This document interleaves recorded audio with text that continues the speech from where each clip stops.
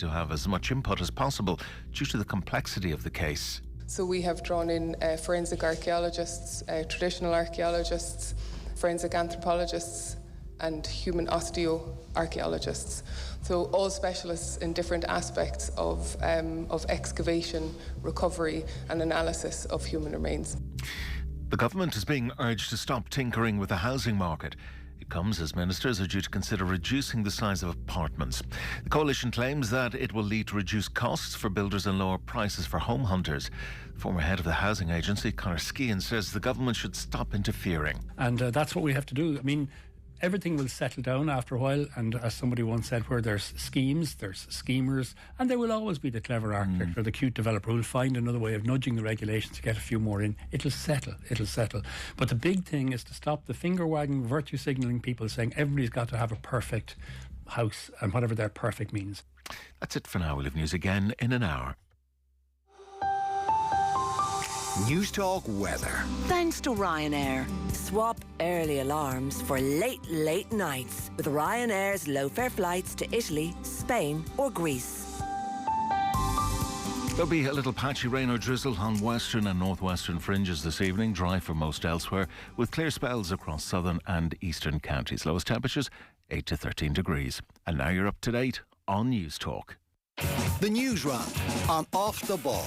With UPMC Orthopaedic Care. When things don't move, rotate or bend like they used to, choose us to help you get back in action. This is News Talk. Good evening and welcome along to Monday night's Off the Ball. It is Eoin here with you until 10 o'clock this evening. We have loads coming your way over the next 3 hours. So it's going to be James Barry alongside James O'Connor to reflect on the hurling semi-final weekend this evening. So a classic in Croke Park yesterday, loads of controversy, and then a scintillating performance really from Cork on Sunday, putting Dublin to the sword.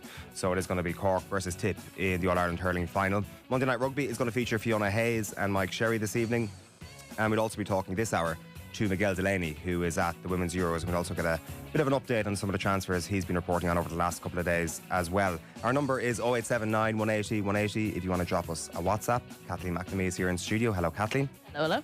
Stephen Doyle is here as well. Steve-O, how are you doing? Good afternoon, folks. So you've been following the biggest story in sport all Good day evening, long. I should say, yeah. Good evening, yes. On a sliding scale of mild controversy to a full 1 hour episode of Scandal, where does yesterday fit? Are we at that level yet? Is this going to be a documentary? Well, do you know what? People will look at what happened yesterday and they'll be like, oh, look at this. You know, this is just so amateur. It's ridiculous. Why can't they get the score? It's not the first time we've had a scoreboard issue.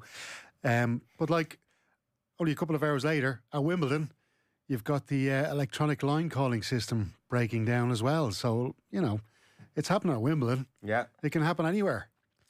And I'd say they're probably sorry now that they've made those human line callers redundant. It's probably one of them that snuck in and just like hit a button, turned it off, and was like, that's what you get. I think the reaction to like yesterday has been very muted. I've been quite surprised that there hasn't been more uproar about it. But even when it was first kind of coming to the fore yesterday after the game, it almost was like everyone's like, well, are they going to do anything about it? Can they do anything about it? And it doesn't feel like Kilkenny are particularly up in arms. And I think it's probably a combination of the sending off, the fact they were a man up, and the fact that I think most people agree Tipperary were just the better team on the day, no matter what the final result was. I think Kilkenny probably would have played differently if they had known what the actual scoreline was at the time.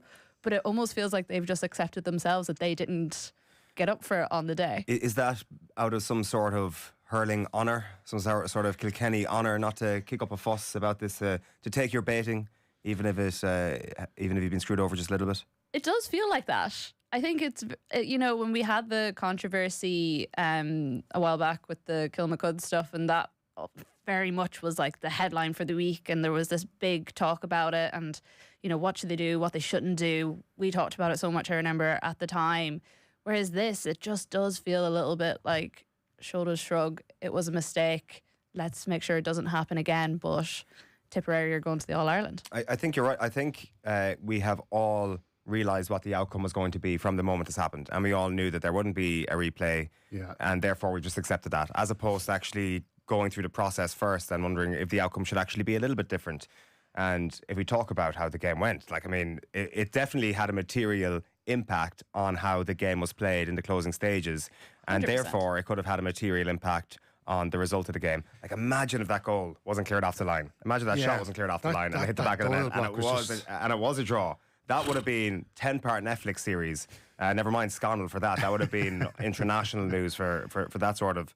And get kind of the chaotic part of my brain kind of wishes that did happen, just to kind of see how that would have unfolded. Also, I don't think we're giving the umpire enough credit for the catch. It was a hell of a catch. Jeez, he'd be some fielder. Whatever, I feel like people are actually making more of that online today than they are the actual scoreline issue. It's more praise for the umpire and the catch. There was an interesting line from, well, Derek Ling's press conference. He wasn't really pushed on the points differential. And he was asked, like, what did you think? Well, he said, well, we thought it was 3 points, but he wasn't really kind of pressed on it much after that. There was another interesting part of the press conference, though, because it was put on by one of the local reporters from Kilkenny, I think, and he basically said to him, look, you must be disappointed with your goal chance or lack of goal chances during the game yesterday. Certainly wasn't one of the better aspects of your game, and he kind of admitted, I'm paraphrasing here, but he said, yeah, look, we weren't good enough in creating goal chances, which I thought was quite interesting because, here's a team that had whacked over 30 points. If they only needed 2 points, they would have been feeling very confident about getting 2 points in that small amount of time. But the fact that they've been so poor at creating goal opportunities, and they knew that themselves, that added to the fact. Do you know what I mean? Yeah. So it's a massive disappointment for them, and I just wonder. I think, Kathleen, you're right, like, about the fact that, and you were saying on as well, like, the fact that we knew there wasn't going to be a replay. I think that kind of takes the wind out of it. But also, there is that thing of Kilkenny. They've been so successful, and they are the top hurling county, really, aren't they? And the fact they've won so many titles and they've done it in such an honourable fashion over the years, I suppose you could say. Yeah. They're not going to start cribbing over something like this. It would be very unbecoming, I think, of Kilkenny, and also the fact that they've the most decorated county in the history of hurling. Is there like a lack of real sympathy? Like, can Kilkenny possibly be in an unjustifiable situation because they are the kings of the sport? Is something I did ask myself today. I was in the ground for this yesterday and had no idea that this was a controversy till afterwards. I just assumed that I was wrong when I saw the umpire wave wide. I was like, obviously my eyes have just deceived me here, and I did not see that umpire wave wide, and it is a point. So I just accepted that was the case. And the first kind of murmurings of it was just on my phone with people who were watching it at home. So everybody at home had a much better idea of what was actually going on compared to those of us that were in the stadium. And the one other thing to be said about this, that it's kind of a shame this has happened because I genuinely think that the Oisin O'Donoghue goal yesterday was one of the most astonishing things I've ever seen live in Croke Park. It was insane, and that should be the thing that this game is remembered for, as opposed to that brilliant catch by the umpire, which, you know what, if that's the thing we remember it for, then fair enough. But the decision to actually go for goal in that moment when you're level pegging is actually nuts. It's like, is it actually a bad decision with an incredible outcome? I think it probably is. And fair play for making that decision, because it was a corker of a goal right into the top corner. Everybody just could not believe it when it hit the back of the net. And I kind of hope that, you know, there is an All-Ireland medal to attach to that, because then maybe Oisin O'Donoghue's goal becomes a bigger talking point in 2 weeks' time compared to how it is today. It was funny. I was doing the classic thing of watching the game, texting various mates and family members, talking through it. And whenever that goal went in, I got 4 text messages all in a row. Just the word unbelievable. 4 separate people, 4 separate conversations, unbelievable. And I was like, that just sums it up. Like, the entire country is feeling the exact same way right now. I mean, to have that many Kilkenny players bearing down on you, to be able to get away from them enough to actually get the shot off, never mind have the accuracy and the power behind it as well. It was and against one of the greatest goalkeepers that's ever played the game as well. Yeah, it just and from so far out as well. It wasn't even like he was kind of close into goal, and that would have helped him a little bit. It was sensational, unbelievable, one might say. Tap the ball over the bar. Tom's been in touch to say, I don't accept the premise that Kilkenny would have played totally differently if it was 3 points instead of 4 points. How can you say that with all the certainty you're saying it with? 3 points down in injury time, any team would go for goals. I suppose, to be fair, as I just said, Oisin O'Donoghue should have tapped the ball over the bar at level pegging, and he put the ball into the back of the net. So maybe Kilkenny would have played exactly the same way. But look, we don't know for sure how it would have turned out. I just would have been very surprised if Kilkenny were going for goals with the experience that they have in that team. I suspect they would have gone for a couple of points there to try and claw themselves back in to the game. Let's get the Newsround up and running. And the Newsround is here with UPMC Orthopaedic Care. When things don't move, rotate or bend like they used to, choose us to help you get back in action. And there's really only one story to kick things off with today, Steve-O. Yep, the GAA Central Competitions Control Committee is awaiting the referee's report from Tipperary's win against the Cats after Oisin O'Donoghue's 69th minute goal put Tipperary 3 points ahead, 4-20-29. An Noel McGrath point effort was waved wide by the umpire. However, it was recorded as a point on the official scoreboard. It meant that Kilkenny were under the impression they were a point further behind in injury time, and when the full-time whistle blew, the scoreboard read 4-21 to 30 points in Tipperary's favour. Croke Park clarified that the full-time score was 4-20 to 30. Now, after the game, Derek Ling, as I mentioned earlier, he wasn't really pressed on the points issue, but he did speak a lot about his team and their inability to take on goal chances. So we'll hear from him now, but just after the Tipperary boss, Liam Cowell, speaking about the brilliant performance from his side. Just misfortune, a second yellow. By the rule book it's there, it's the second yellow. We had no complaints with it at all.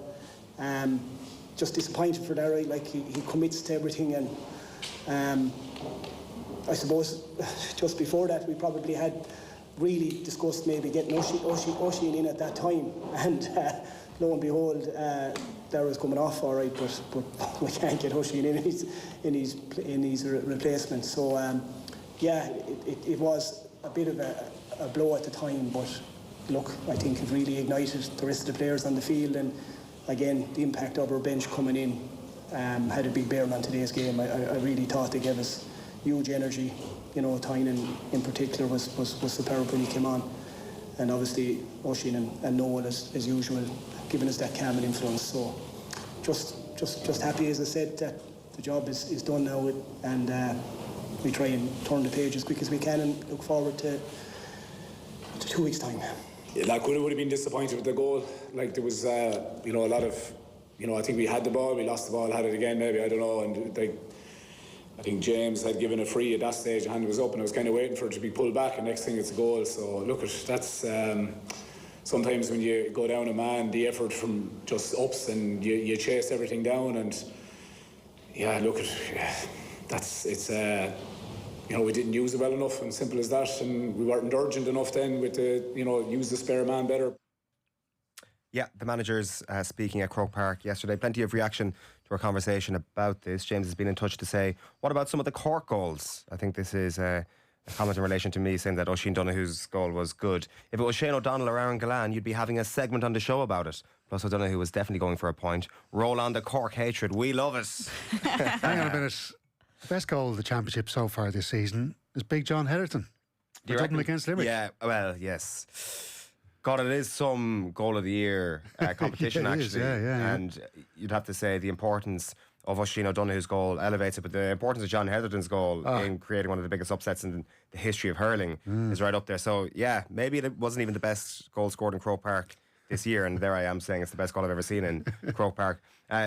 You definitely had a first kind of hand account of this red wave coming through Dublin on Saturday afternoon, Steve-O. Yeah, thanks for the reminder, Eoin. Pretty depressing day for Dublin hurling fans. Football fans not so bad, because we did hammer the Cork women in the All-Ireland football quarter-final, so setting up a semi-final there at Parnell Park. Joseph, it was really weird. I got a bus, I'm out in Wicklow, and I have to get a bus into I got the Dart. I got the Dart from Greystones into the city centre and out to Fisborough, then on a bus to meet some friends before we did the walk in. And as I'm coming in on the Dart, I think maybe myself and two other people had Dublin jerseys on the Dart coming in from Greystones all the way through, and every stop along the way there was more and more red jerseys getting on the Dart, so a lot of Cork fans living on the south side and salubrious parts of North Wicklow. But enough about that. Anyway. No, not enough about that. Tell me how they made you feel. It was weird, and it was funny. I kind of, as I was getting off the dart, I accidentally nudged off this guy, and I turned around, I was like sitting there as a Cork fan with all his friends, and I said, oh geez, sorry, you say sorry, beg your pardon. I said, listen, I hope ready for a good old rattle today at Croke Park. I said with a kind of and yeah, no, we do. Little did you know what was to come.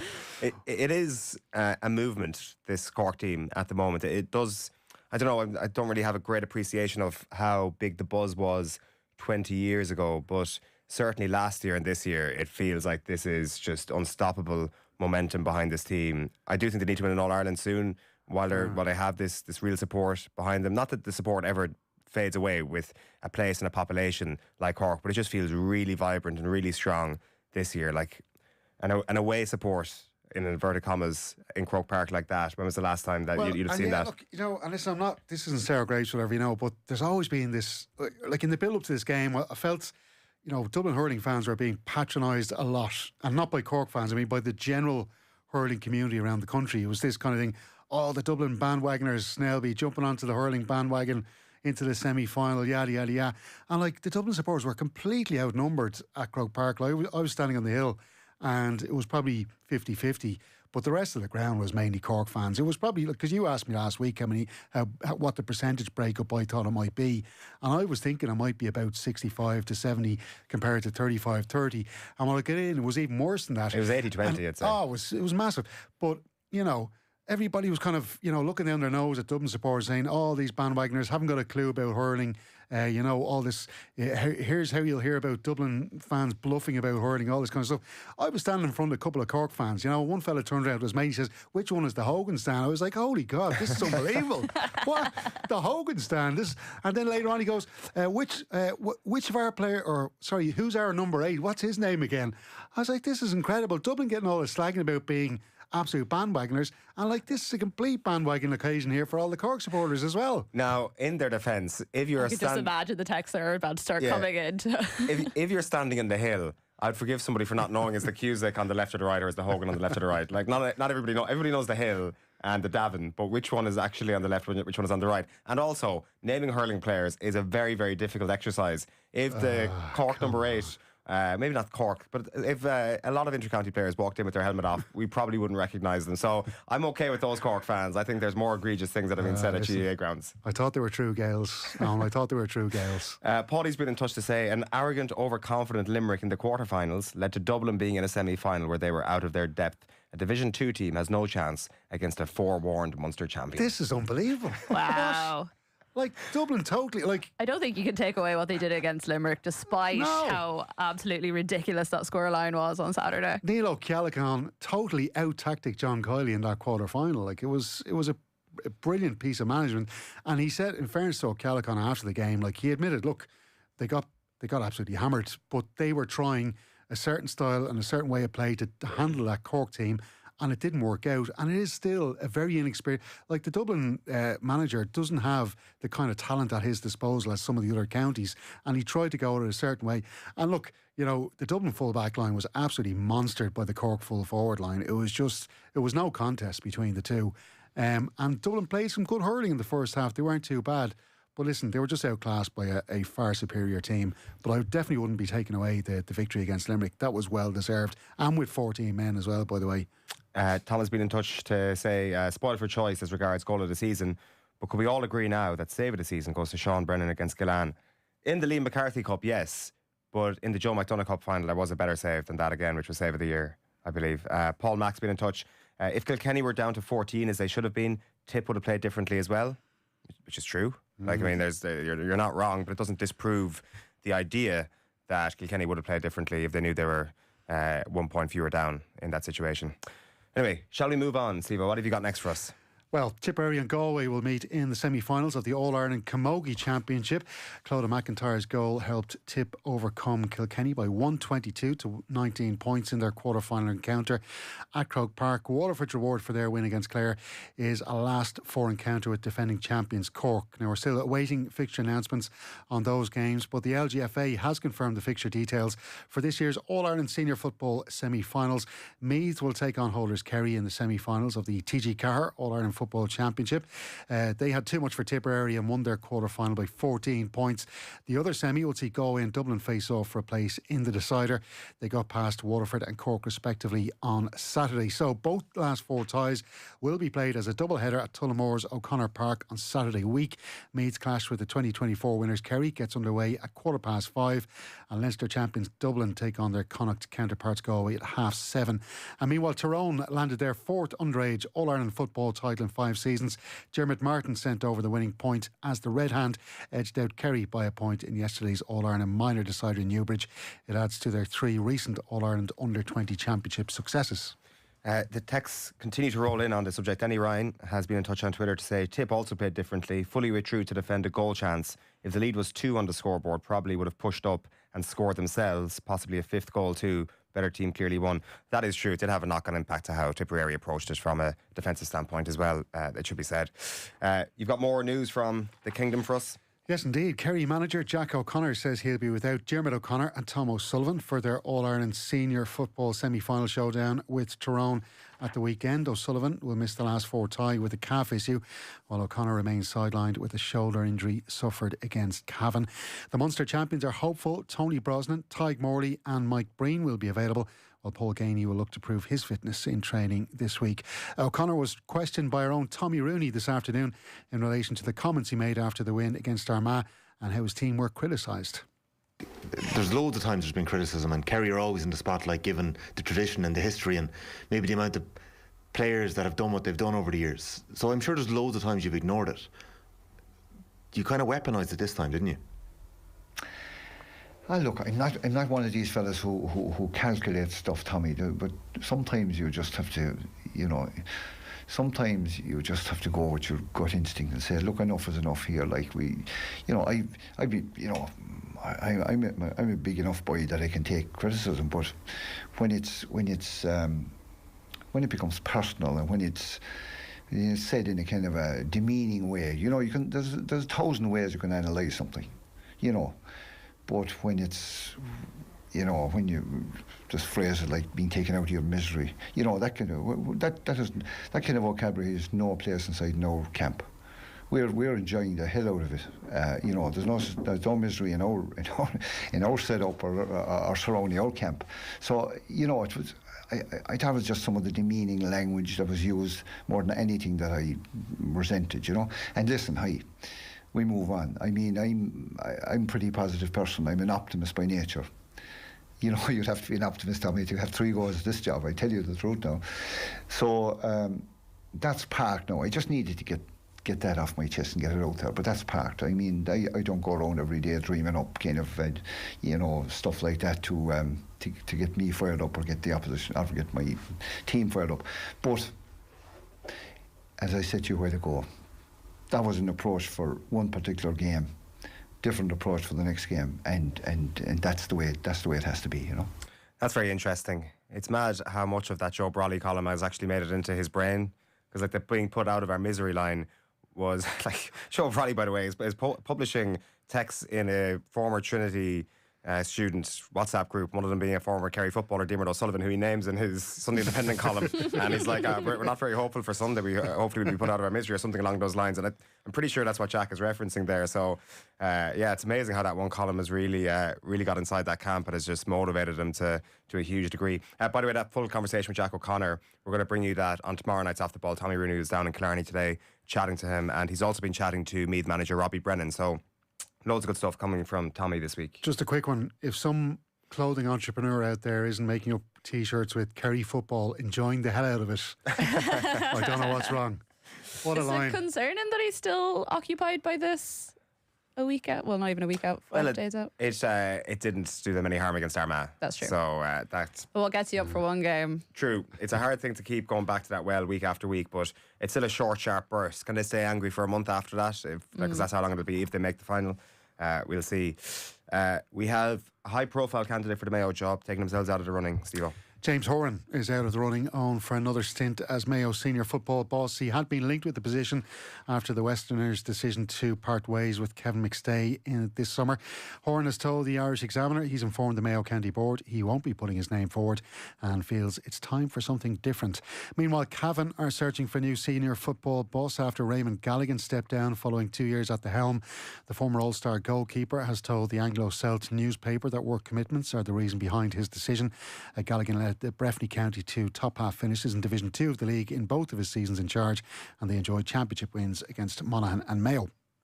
We're moving on to Wimbledon next. Yeah, Novak Djokovic continued his quest for an 8th Wimbledon title with a 4-set victory over Alex de Minaur.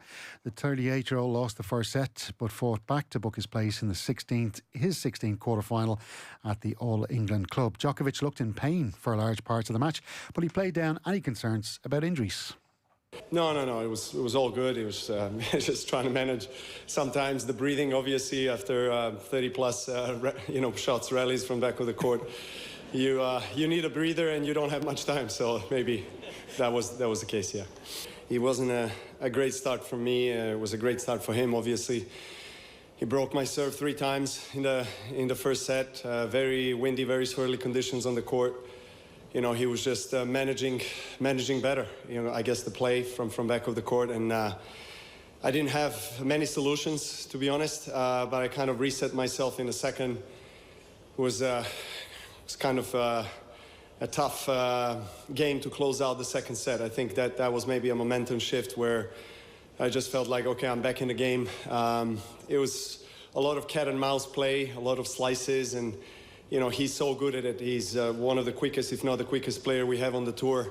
And on the grass, obviously, where the ball bounces very low, it's extremely difficult to play someone like him if you're not feeling the ball really well. He exposes all your weaknesses. So, I was just very pleased to I guess, hang in tough in the right moments and win this one. Yeah, so he's through to the quarter-finals. Currently on centre court, Yannick Sinner's a breakdown against Grigor Dimitrov in the first set. Dimitrov is going to be serving shortly now for that first set. Elsewhere in the men's singles, Marin Cilic put up a brave fight in his match against the Italian 22nd seed. Just lost my scores there. Flavio Caboli, but Caboli came through that one in 4 sets. And also in the men's singles, there was a win for America's Ben Shelton against Lorenzo Sonego. In the women's singles, the Olympic gold medalist Belinda Bencic eased past Katerina Alexandrova in straight sets to progress to the quarter-finals.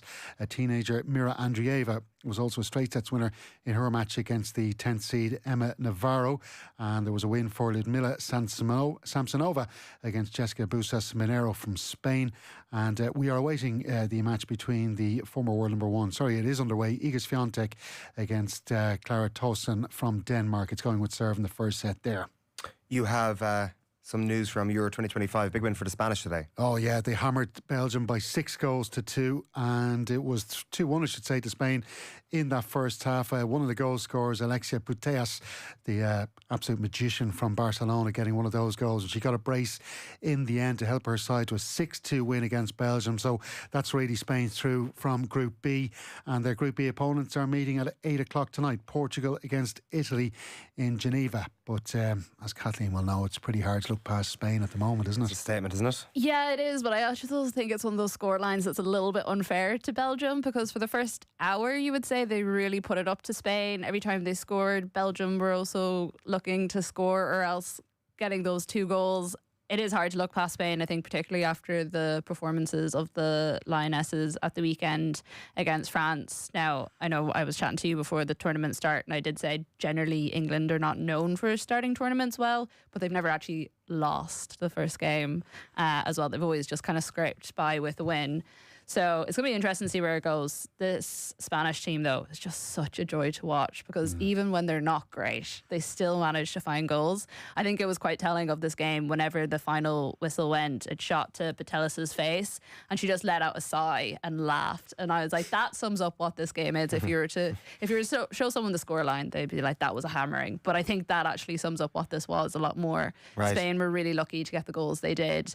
Belgium really put it up to them for the first hour and then just couldn't control the quality and also the people they were able to bring off the bench for Spain as well. So we will have more on this with Miguel, and like it's fascinating. Serena Wiegmann had never, well, she had won every single game. She'd managed the Euros until being beaten by France at the weekend. So Miguel is in Switzerland. We'll be chatting to him about that after the break, actually. We do have time for a couple more stories though, Steve-O. Yeah, Lions head coach Andy Farrell has picked 8 Irish players to start in tomorrow's warm-up match against the Brumbies in Canberra. Maro Itoje returns to captain the side as Andy Farrell's test team appears to take shape. And maybe just give you the full team there. The front row is Ellis Genge, Dan Sheehan and Tyke Furlong.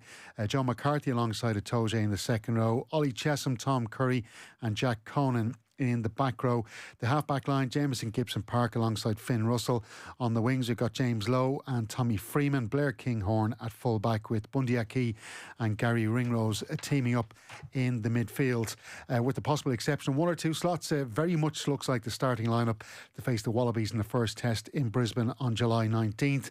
Farrow was asked how close he feels this is to his test side. We have teams laid out and we think it could go that way. But it changes, honestly, it changes daily because it isn't just what happens in the games, injuries, form or whatever, or what you would like to see. It changes daily in regards to, you know, such a body can't train, he's been ill, he's not good. So, yeah, you've got an outline and you tend to stick-ish to that, but as I've been saying all along, 100% stay open-minded enough to let people find the way as well. The texts continue to roll in on the controversy yesterday. Colm in Limerick has been in touch to say, just on the scoreboard controversy, Kilkenny could do well to remember the rub of the green that they got in the 2019 semi-final against us. Limerick were denied a clear 65 to tie the game at the end of that day. John Kiley didn't make a big deal out of it afterwards. Kilkenny got the rub of the green that day. It went against them yesterday. Swings and roundabouts. Do you remember that, actually? That was a significant moment in that semi-final. And John in Limerick's been in touch to say, lads, roll up Neil O'Callaghan, next Limerick hurling manager. Oh my God. What? Are we for real here? I think good Nafina club man, he's not going to turn his back on his county now at this stage. It's that's Stephen Doyle bait right there. 0879 180 180 is our number, and we're going to have James Barry alongside James O'Connor after 8 o'clock to chat about a fairly memorable weekend of All-Ireland hurling semi-final action. Kathleen McNamee, thank you very much for being in studio with us. Stephen Doyle, thank you. Miguel is up next. Before that, the Cash Machine. News Talk's Summer Cash Machine. Now, there was no winner on the Cash Machine last Friday.